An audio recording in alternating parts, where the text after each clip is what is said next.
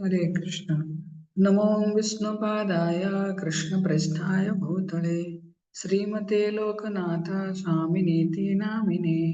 नमो विष्णुपादाय कृष्णप्रेष्ठाय भूतले श्रीमते भक्तिवेदांत स्वामिनीति नामिने। नमस्ते सारस्वते देवे गौरवाणी प्रचारिणे निर्विशेष शून्यवादी पाश्चात्य देशतारिणे। जय श्री कृष्ण चैतन्य प्रभु नित्यानंद श्री अद्वैत गदाधर श्रीवासादि गौर भक्त वृंद। हरे कृष्ण कृष्ण कृष्ण हरे हरे हरे राम राम राम हरे हरे। पंचाकल्पतरुर्वश्य कृपा सिंधु भैव च पतितानां पावनेभ्यो वैष्णवेभ्यो नमो नमः। हरे कृष्ण। हरे कृष्ण। तो आज हम वृंदावन 84 कोष ब्रज 84 कोष जो परिक्रमा उसका तीसरा दिन में है। तो आज हम मथुरा परिक्रमा करेंगे।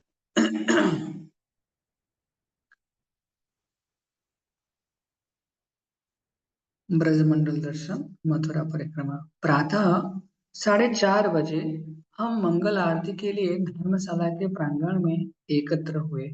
एक छोटी वेदी पर श्री श्री निताय गौर सुंदर श्रीमती तुलसी देवी तथा श्रील प्रभुपाद विराजमान है। भक्तों के गुरवाष्टकम कीर्तन के अतिरिक्त चारों ओर सन्नाटा है।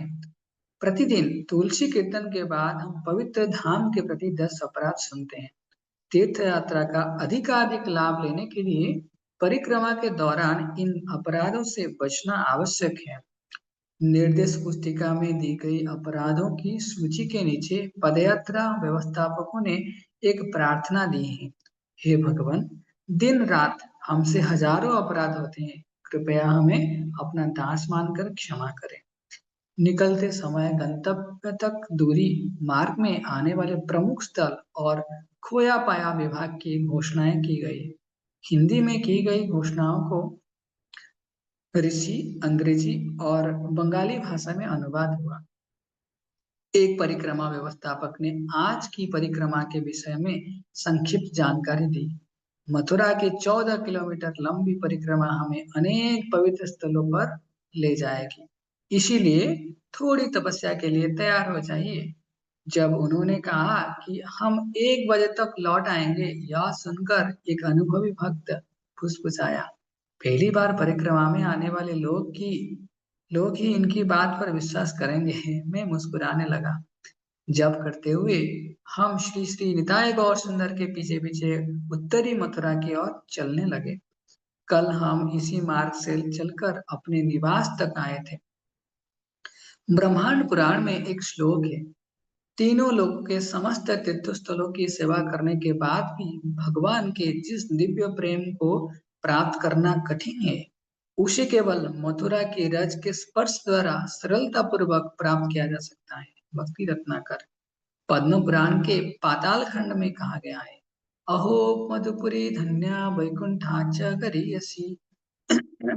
मथुरा भगवान नारायण के वैकुंठ लोक से भी अधिक धन्य है।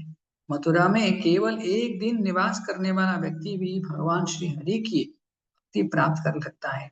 भक्ति रत्नाकर। मथुरा नगरी भारत के 7 प्रमुख तीर्थ नगरियों में से एक है। इन्हें सप्तपुरी या मोक्षपुरी भी कहते हैं। अन्य 6 है अयोध्या, हरिद्वार, काशी, कांची, उज्जैन और द्वारका। पुराणों में मथुरा को विभिन्न नामों से पुकारा गया है, जैसे मधुपुरी, मधुरा इत्यादि। हम इस समय हम गोकर्ण तीर्थ जाने के लिए प्रमुख सड़क से दाएं मुड़ रहे हैं। गोकर्ण तीर्थ पुराण में कहा गया है, विश्वनाथ महादेव का यह स्थान गोकर्ण तीर्थ कहलाता है। यह तीनों लोकों में प्रसिद्ध है तथा भगवान विष्णु को अतिशय प्रिय है। भक्ति रत्नाकर। इस मंदिर में गोकर्ण ऋषि की मूर्ति है। भगवान शिव 4 दिशाओं में विराजमान रहकर मथुरा की रक्षा करते हैं, इसीलिए वे दिक्पाल कहलाते हैं। गोकर्णेश्वर महादेव के रूप में वे उत्तरी मथुरा की रक्षा करते हैं। इसी प्रकार रंगेश्वर महादेव दक्षिण के, भूतेश्वर महादेव पश्चिम के तथा पिपलेश्वर महादेव पूर्वी मथुरा के दिक्पाल हैं। भगवान शिव एवं गोकर्ण ऋषि को प्रणाम करके हम प्रमुख मार्ग पर लौट आए। मसानी जंक्शन जाने वाले मोड़ पर हम बाएं मुड़कर मथुरा परिक्रमा मार्ग पर पहुंच गए। चक्रतीर्थ एवं अम्बरीश टीला। विश्राम घाट की ओर जाते हुए हम यमुना तट पर स्थित चक्रतीर्थ से गुजरे। सड़क के उस पार अम्बरीश टीला है, जहां महाराज अम्बरीश ने पूरे 1 वर्ष तक एकादशी व्रत किया था। जब व्रत के पारण का समय आया, अनायास ही दुर्वासा मुनि वहां आ पहुंचे। आतिथ्य धर्म के अनुसार यजमान को चाहिए कि वह अपने अतिथि को भोजन खिलाकर ही स्वयं भोजन करे, परंतु पारण के समय ही दुर्वासा मुनि यमुना में स्नान करने चले गए। ब्राह्मणों से विचार विमर्श करके अम्बरीश महाराज ने थोड़ा जल पीने का निश्चय किया, क्योंकि जल पीना कुछ खाने या कुछ न खाने दोनों के बराबर है। लौटने पर दुर्वासा मुनि ने देखा कि राजा ने शिष्टाचार नियम का उल्लंघन किया है। क्रोधवश उन्होंने अपनी एक जटा उखाड़ी और उसे भूमि पर दे पटका। देखते ही देखते राजा को मारने हेतु एक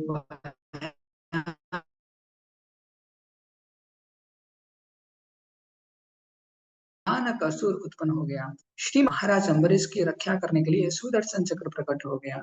चक्र ने चक्र ने पहले उस असुर का वध किया और फिर दुर्वासा मुनि का पीछा करने लगा। आतंकित होकर दुर्वासा वहां से भाग खड़े हुए। आश्रय की खोज में वे ब्रह्मा जी और शिव जी के पास गए, परंतु निराश होकर वे अंततः चक्र भेजने वाले भगवान नारायण के पास पहुंचे। भगवान नारायण ने कहा कि महाराज अम्बरीश से क्षमा याचना करने पर ही वे अपने प्राणों की रक्षा कर सकते हैं। इन सब घटनाओं को पुनः 1 वर्ष लगा और इसी दौरान महाराज अम्बरीश केवल जल पीकर धैर्य पूर्वक अपने अतिथि दुर्वासा मुनि की प्रतीक्षा करते रहे। इस लीला के बाद भी इस स्थान पर सुदर्शन चक्र महाराज अम्बरीश की सेवा में बने रहे और तब से यह स्थान चक्र तीर्थ कहलाने लगा। दुर्वासा मुनि का आश्रम यहाँ से कुछ ही दूर यमुना के उस पार है।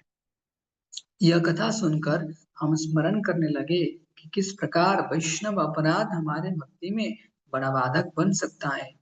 हमने स्वयं को सचेत किया, जिससे परिक्रमा के दौरान हम इस इतिहास को दोहराने से बच सके। विश्राम घाट की ओर जाते समय हमने कुछ क्षणों के लिए द्वारकाधीश मंदिर पर रुकने का निश्चय किया। द्वारकाधीश मंदिर सब भक्त दर्शनों के लिए उत्सुक थे, इसलिए मंदिर में प्रवेश एक चुनौती बन गया। यह मथुरा का एक प्रमुख मंदिर है और यहाँ अर्चा पूजा द्वारका के समान अत्यंत ऐश्वर्यपूर्ण होती है। मथुरा में 18 वर्ष रहने के बाद श्री कृष्ण यदुवंशियों के साथ द्वारका चले आए। यद्यपि इस समय हम मथुरा में हैं, द्वारकाधीश मंदिर में प्रवेश करते ही हमें लगा मानो हम कुछ क्षणों के लिए द्वारका धाम में स्थानांतरित हो गए हैं। वहां से निकलकर हम पुनः सड़क पर आए। शहर की चहल पहल बढ़ रही है। ठेले वाले अपना सामान बेचने के लिए आवाज लगाकर राहगीरों को पुकार रहे हैं। चाय की दुकान पर पुरुषों की भीड़ जमा है और कार एवं अन्य वाहन अपने सामने चल रही बैलगाड़ियों, ठेले वालों, रिक्शाओं और पथिकों को हटाने के लिए भूंपू बजा रहे हैं।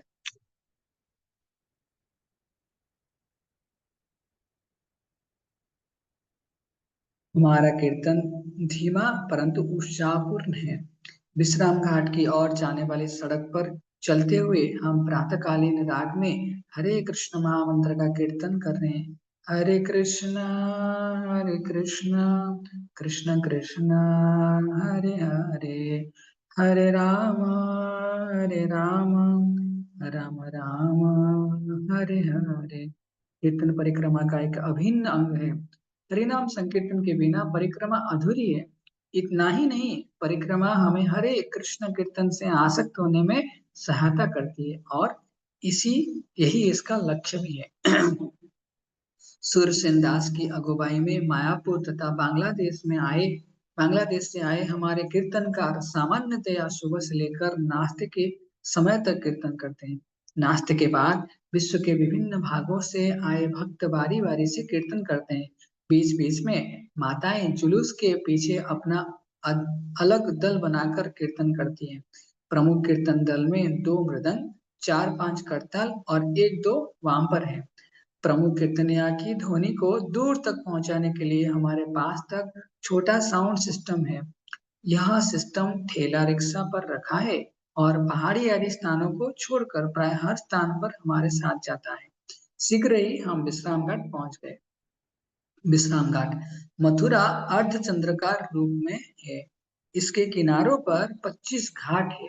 विश्राम घाट अथवा विश्रांति तीर्थ के दोनों और 12-12 स्कंद पुराण के मथुरा खंड में कहा गया है। प्रसिद्ध तीर्थ श्री विश्रांति मथुरा में स्थित है। यह इस स्थान की यात्रा करके यात्री शाश्वत विश्रांति विश्राम प्राप्त करता है। यहाँ स्नान एवं भगवान अच्युत की पूजा करके व्यक्ति अमरत्व प्राप्त करता है और सहज ही भौतिक जगत के समस्त दुखों से मुक्त हो जाता है। भक्ति रत्नाकर विश्राम का अर्थ है आराम करना। कंस का वध करके श्री कृष्ण ने और हिरण्याक्ष को पराजित करके भगवान बराह ने यहाँ विश्राम किया था। बराहदेव को धरेंद्र भी कहा जाता है क्योंकि उन्होंने धरती को अपने नुकीले दांतों पर धारण किया था। उन्होंने धरती को अपने नथुनों पर रखकर मथुरा में विश्राम किया और दिखाया कि मथुरा इस धरती का अंग नहीं है वरन पूर्णतः आध्यात्मिक है। पवित्र धाम के प्रति छठा अपराध उसे किसी भौगोलिक देश या क्षेत्र का हिस्सा मानना है। बराहदेव मथुरा की आध्यात्मिक स्थिति को सिद्ध करते हैं। वस्तुतः जब धरती गर्भोदक सागर के तल में जा गिरी थी तब भी मथुरा धाम नहीं गिरा था। धरती क्या संपूर्ण भौतिक सृष्टि में प्रलय होने पर भी धाम यथावत बना रहता है। हर धाम के चिन्मय स्वभाव का चिंतन करते हुए यमुना को निहारने लगे।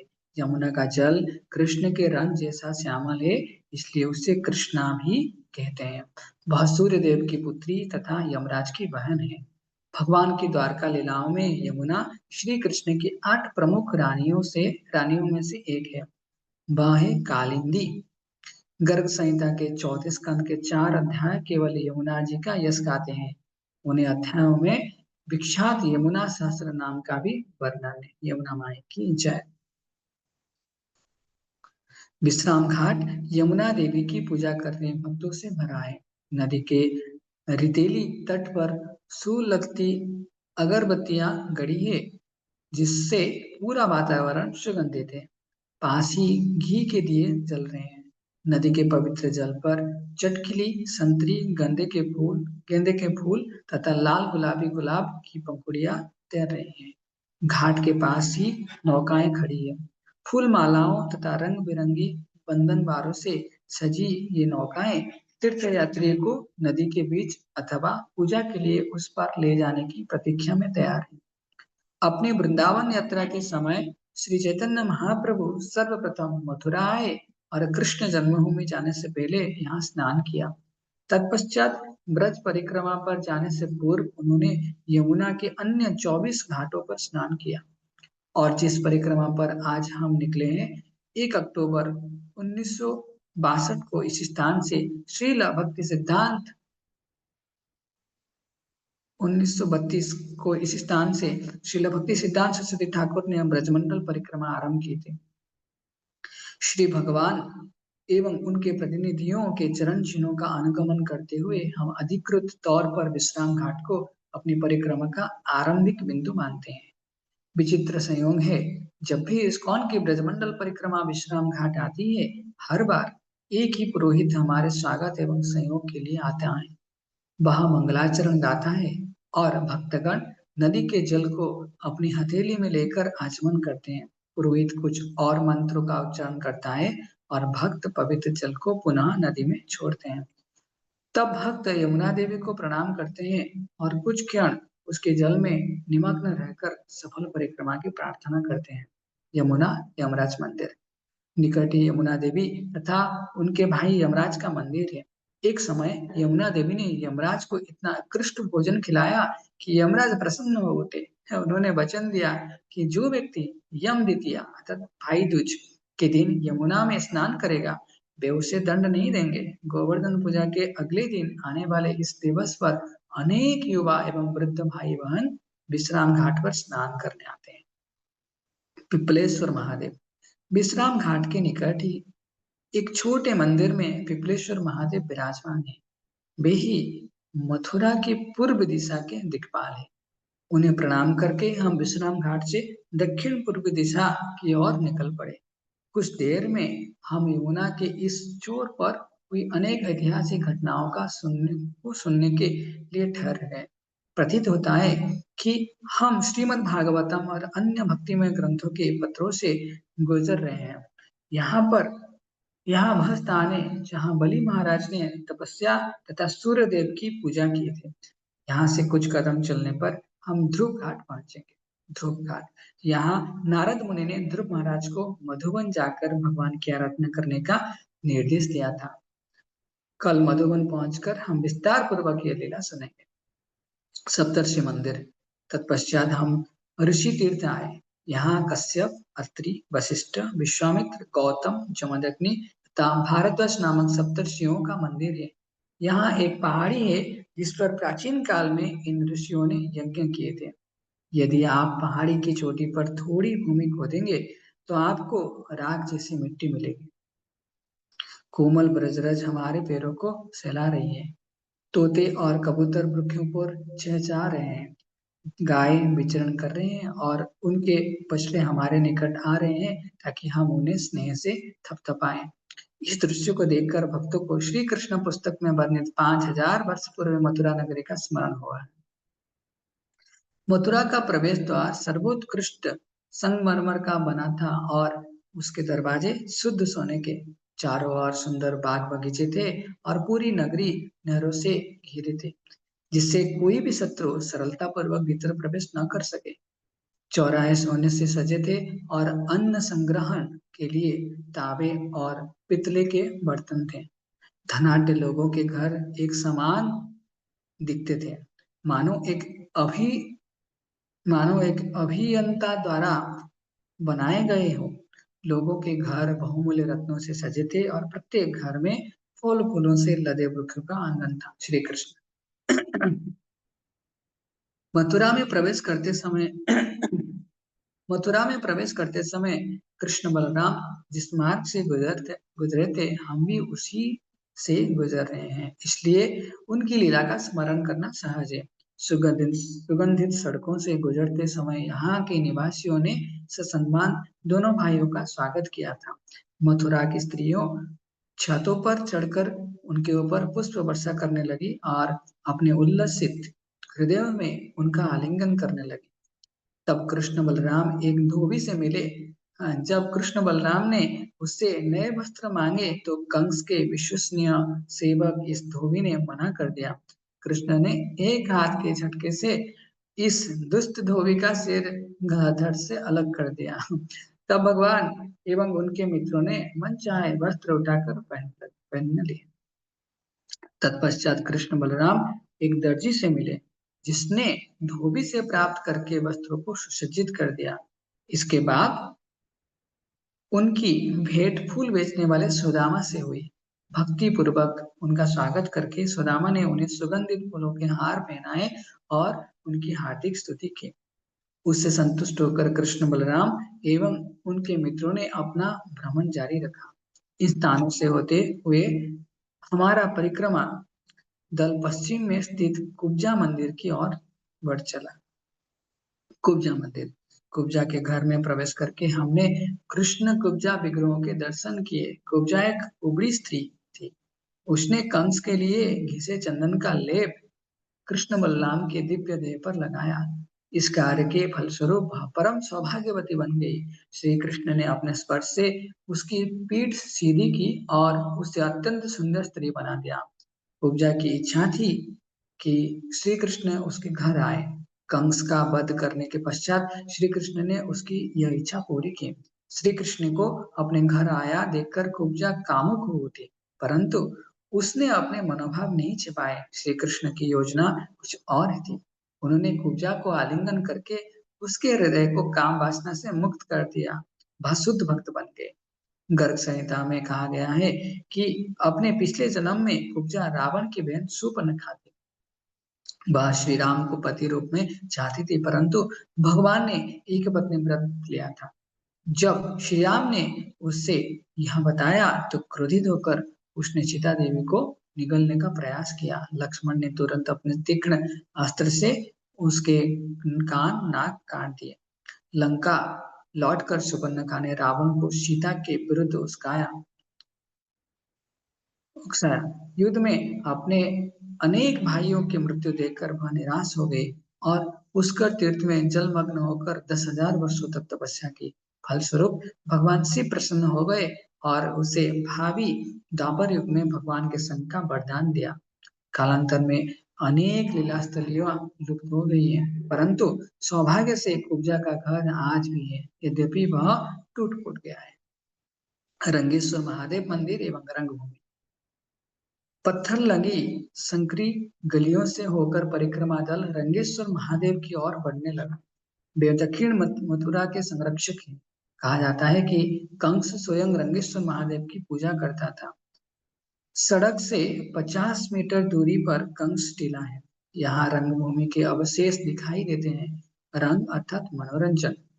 एक समय यहाँ एक विशाल अखाड़ा था जहाँ धूर्त कंस ने कृष्ण एवं बलराम का चाणूर, मुष्टिक, शल्यकूट तथा तोशल जैसे मल्लों के साथ मल्ल युद्ध रखा था।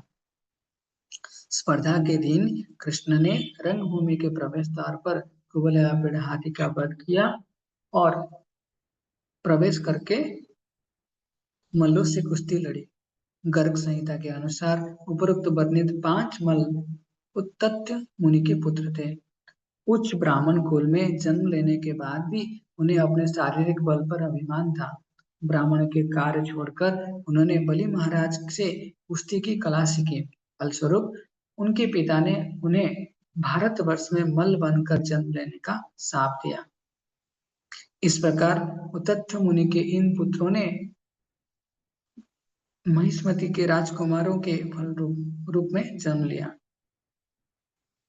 अपने विश्व विजय अभियान के दौरान कंस इन पांचों से मिला और एक समझौता किया, यदि तुम मुझे जीतते हो तो मैं तुम्हारा सेवक बन जाऊंगा, किंतु यदि मैं जीतता हूं तो तुम मेरे सेवक बनोगे।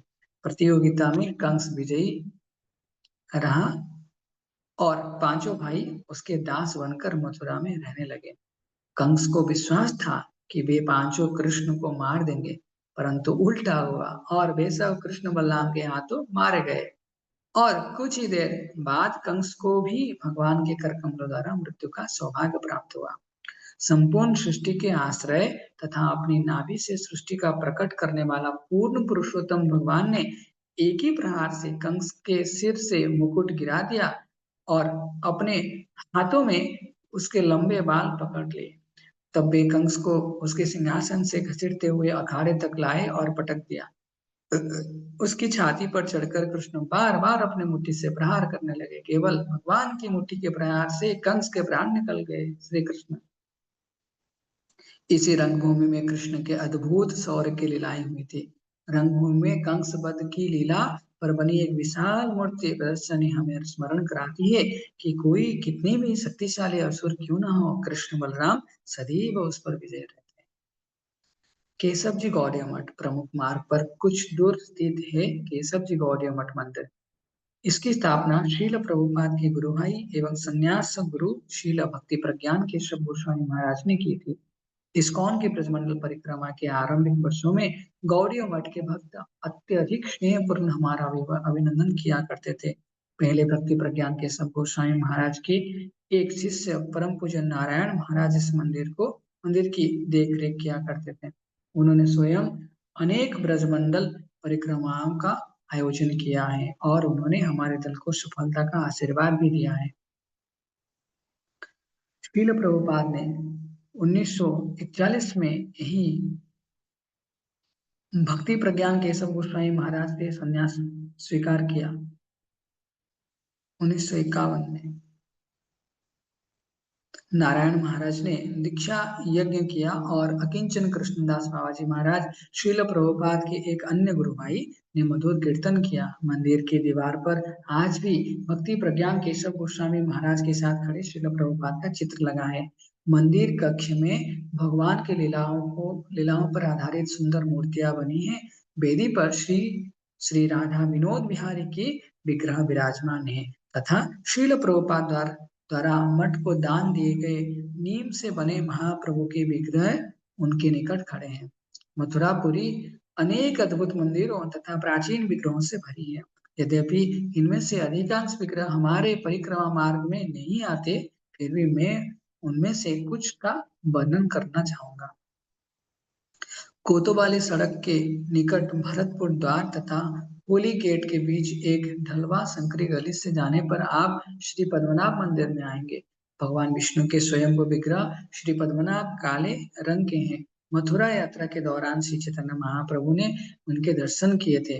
पद्मनाभ मंदिर के उत्तर पश्चिम दिशा में कुछ ही दूर पर घनी आबादी वाले क्षेत्र में भगवान बराह के दो मंदिर है। पहला श्वेत बराह का मंदिर है जिसमें बराह देव के सफेद विग्रह है, और इसी गली में थोड़ा ऊपर पहाड़ी पर आदि बराह मंदिर है। आदि बराह को रक्त बराह भी कहा जाता है क्योंकि उनका रंग लाल है। इसका इतिहास बहुत लंबा है। ब्रह्मा जी अपने नासिका से प्रकट हुए भगवान के बराह अवतार से इतने मंत्रमुग्ध हुए कि उन्होंने उनकी एक मूर्ति बनवा ली। उन्होंने वह मूर्ति इंद्रदेव को पूजा करने के लिए दी। जब रावण ने इंद्र को पराजित किया, उस समय वह उस मूर्ति को लंका ले गया। रावण का वध करके भगवान राम उन्हें अयोध्या ले आए। जब श्री राम ने शत्रुघ्न को लवणासुर का वध करने के लिए मधुबन भेजा, उस समय उन्होंने शत्रुघ्न के संरक्षण के लिए उन्हें यह मूर्ति दी। कल मधुबन पहुंचकर हम लवणासुर के वध की कथा सुनेंगे। लवणासुर के मृत्यु के पश्चात शत्रुघ्न ने इस प्राचीन मंदिर में भगवान बराह की मूर्ति की स्थापना की। पुजारी के पास श्रील भक्ति सिद्धांत सरस्वती ठाकुर के हस्ताक्षर हैं। अपनी परिक्रमा के दौरान वे यहाँ आए थे और इस प्राचीन मूर्ति के इतिहास की पुष्टि की थी। केशव जी गौड़िया मठ से हमारा परिक्रमा दल मथुरा के पश्चिमी भाग की ओर मुड़ा और भूतेश्वर महादेव मंदिर जाने के लिए रेल पटरी पार की। भूतेश्वर महादेव, भूतेश्वर अर्थात भूतों के स्वामी, यहाँ भगवान शिव का सफेद विशाल शिवलिंग स्थित है। आदि बराह पुराण में भगवान बराह कहते हैं, पापियों को भी मुक्ति प्रदान करने वाले श्री भूतेश्वर मथुरा में निवास करते हैं। वे मुझे अत्यंत प्रिय है। यदि कोई व्यक्ति मेरे परम भक्त शिव जी की उपेक्षा करता है तो किस प्रकार वह पापी मेरी भक्ति प्राप्त कर सकता है। केवल नराधम एवं भ्रमित बुद्धि वाले लोग ही बुद्धेश्वर को प्रणाम एवं उनका स्मरण नहीं करेंगे। भक्ति रत्नाकर। हरे कृष्ण। मथुरा के दिक्पाल संरक्षक होने के साथ भूतेश्वर महादेव ब्रजभूमि के भी 4 क्षेत्रपालों में से एक है। अन्य 3 है गोवर्धन में चक्रेश्वर महादेव, काम्यवन में कामेश्वर महादेव तथा वृंदावन में गोपेश्वर महादेव। भूतेश्वर महादेव सॉरी भूतेश्वर मंदिर की दाईं ओर उतरती गहरी सीढ़ियां भूतेश्वर महादेव की पत्नी पातालेश्वरी देवी के मंदिर में ले जाती है। मंदिर धूपवती की सुगंध से भरा है। अपनी मथुरा यात्रा के दौरान श्री चैतन्य महाप्रभु यहाँ भी आए थे। गौर गोविंद गौड़िया मठ। अब शहर की ओर लौटने का समय आ गया। अपने पुनः रेल पटरी पार की और कच्चे मार्ग से होते हुए छोटे से गौर गोविंद गौड़िया मठ में पहुंच गए। गौड़िया वैष्णव ने हमारे लिए पंक्ति में स्वच्छ पटाइयां बिछाई हुई हैं और प्रसाद के लिए पतले रखी हैं। पहले कभी खिचड़ी इतनी स्वादिष्ट नहीं लगी। महाविद्या देवी मंदिर। सूरज ठीक सिर पर है और सड़क पथरीली, परंतु फिर भी हमारा कीर्तन जोरों पर है। उल्लसित मन से हम उस छोटी पहाड़ी पर चढ़े जहाँ दुर्गा देवी महाविद्या देवी मंदिर में विराजमान है। वे भगवान की बहन है और मथुरा में उनका विशेष सम्मान होता है। पहाड़ी पर चढ़ते समय शीतल हवा के एक झोंके ने हमें तरोताजा कर दिया। देवी को प्रणाम करके हम पूर्व में मसानी जंक्शन की ओर चल पड़े। मार्ग में हमें अनेक गाय, भैंस तथा गोबर उपलों से लदे गधे दिखाई दिए। जंक्शन पर हम प्रमुख सड़क से होकर श्री जी धर्मशाला की ओर लौटने लगे। मार्ग में पड़ने वाले रेलवे क्रॉसिंग पर हमें रुकना पड़ा। बजता सायरन वहां से गुजरने वाली रेलगाड़ी राधा रानी एक्सप्रेस की घोषणा कर रहा था। ब्रज में आधुनिक तकनीकी भी श्री कृष्ण का स्मरण कराती है। धर्मशाला पहुंचते पहुंचते 2 बज गए। भक्तगण थके परंतु उल्लसित दिखाई दे रहे थे। कुछ भक्तों ने अनुभव किया कि वे परिक्रमा में आवश्यक कुछ वस्तुएं भूल गए हैं। अब समय है खरीदारी का। कुछ भक्त बाहर की दुकानों पर और कुछ परिक्रमा के साथ चलती फिरती दुकान से खरीदारी करने लगे। बाल्टी, पानी के जग, मच्छरदानी, टर्च, बटेरी, नायलॉन रस्सी, पानी की बोतल इत्यादि। कुछ भक्त पुनः दर्शन के लिए कृष्ण जन्मस्थान गए। मैं परिक्रमा में पहली बार आए भक्तों से मिलने का इच्छुक था। परिक्रमा व्यवस्थापकों ने मुझे ऐसे भक्तों से मिलवाया। मुझ में यह जिज्ञासा थी कि उन्हें परिक्रमा पर आने की प्रेरणा कहाँ से मिली। कुछ नए भक्तों ने कहा कि श्री कृष्ण पुस्तक में भगवान की लीलाएं पढ़कर उन्हें प्रेरणा मिले। तिरुपति से आए एक 18 वर्षीय लड़की ने कहा, मेरी दादी ने 70 वर्ष की अवस्था में आपके साथ ब्रजमंडल परिक्रमा की थी। जब उन्होंने मुझे इसके बारे में बताया तो मेरा मन भी आकर्षित हो गया। एक माताजी ने कहा, मेरी माँ ने लगातार 14 वर्ष तक परिक्रमा की। उनके अनुभव सुनकर मुझ में परिक्रमा करने की प्रेरणा जाग उठी। अनेक भक्त के साथ ही हुआ। परिक्रमा करके आए भक्तों द्वारा अनुभव सुनने से उनकी इच्छा रूपी चिंगारी प्रज्वलित हो गई। लगता है परिक्रमा का आनंद संक्रामक है। एक वृद्ध व्यक्ति ने मुझे बताया, मैं परिक्रमा इसलिए कर रहा हूँ क्योंकि अभी भी मेरे शरीर में कुछ शक्ति शेष है। शरीर को कष्ट अवश्य होता है, परंतु यह मेरी आत्मा के लिए श्रेयस्कर है, क्योंकि इससे मेरे पूर्व जन्म के पाप करते हैं। यह क्षण ठहर कर वे पुनः बोले, वसुधैव कुटुंबकम, पूरा विश्व मेरा परिवार है। ब्रजमंडल परिक्रमा में रहकर मुझे अपने छोटे परिवार से बाहर निकलकर एक विशाल परिवार का हिस्सा बनने का अवसर मिलता है। मुंबई निवासी विजय ने अपनी उत्सुकता व्यक्त करते हुए कहा, मुझे ब्रजमंडल परिक्रमा में आने के लिए अपनी नौकरी से छुट्टी नहीं मिल रही थी। मैंने त्याग पत्र देने का निश्चय कर लिया, परंतु मेरे मालिक ने त्याग पत्र स्वीकार नहीं किया और उसके बदले मुझे 1 महीने की छुट्टी दे दी और मैं यहाँ आ गया। उन भक्तों से मिलने के बाद मैं धर्मशाला में टहलता रहा। श्री श्री निताई गौर सुंदर के दर्शन करके मेरे विचार श्री चैतन्य महाप्रभु के चरण कमलों पर स्थिर हो गए। उन्होंने भी मथुरा की परिक्रमा की थी। भक्ति रत्नाकर में कहा गया है कि परिक्रमा पूरी करके महाप्रभु आनंद पूर्वक एक स्थान पर बैठ गए। उनकी भावावस्था को देखकर मंत्रमुग्ध हुए लोग उन्हें घेर कर बैठ गए। वस्तुतः उन सभी को यही लगा कि वे स्वयं श्री कृष्ण हैं। जब राघव पंडित ने नरोत्तम दास ठाकुर और श्रीनिवास आचार्य से उपरोक्त दृश्य का वर्णन किया तो वे दोनों भाव विभोर हो गए। इस लीला का वर्णन करते समय राघव पंडित श्री चैतन्य महाप्रभु की महिमाओं का स्मरण करके इतने भाव विभोर हो गए कि वे स्वयं पर नियंत्रण नहीं रख पाए। श्री श्रीनिवास आचार्य एवं नरोत्तम दास ठाकुर भी उद्विग्न मन से श्री चैतन्य महाप्रभु का नाम पुकारते हुए भूमि पर गिर पड़े। कुछ समय पश्चात उन्होंने स्वयं को शांत किया और राघव पंडित उन्हें मथुरा की तीर्थ यात्रा पर ले चले। भक्ति रत्नाकर। शाम 6:30 बजे संध्या आरती का समय हुआ। श्री श्री निताई गौर सुंदर का गुणगान करने के लिए परिक्रमा भक्त चंद्र प्रकाशित विशाल आकाश के नीचे एकत्र हुए। श्री चैतन्य महाप्रभु की सुंदर आरती की जय हो, जय हो। यह गौर आरती गंगा के तट पर स्थित एक कुंज में हो रही है तथा संसार के समस्त जीवों को आकर्षित कर रही है। उनकी दाहिनी ओर नित्यानंद प्रभु, बाईं और श्री गदाधर तथा निकट श्री अद्वैत प्रभु हैं। श्रीनिवास प्रभु ने श्रीमन महाप्रभु के सिर पर छत्र धारण किया हुआ है। गौर आरती के बाद हम सब ने दामोदर अष्टकम गाते हुए यशोदा दामोदर को दीपदान किया। कल हम पक्की सड़कें छोड़कर ब्रजमंडल के दूर दराज क्षेत्रों की यात्रा आरंभ करेंगे। इनमें से कुछ स्थान आज भी आधुनिकता के स्पर्श से दूर है। हरे कृष्णा ब्रजमंडल दर्शन परिक्रमा महामहोत्सव की जय। ब्रज 84 कोश महामहोत्सव की जय। श्री श्रीमद लोकनाथ स्वामी गुरु महाराज की जय। श्री श्री जगत गुरु श्रील प्रभुपाद की जय। समवेत गौर भक्त की जय। गौर प्रेमानंद।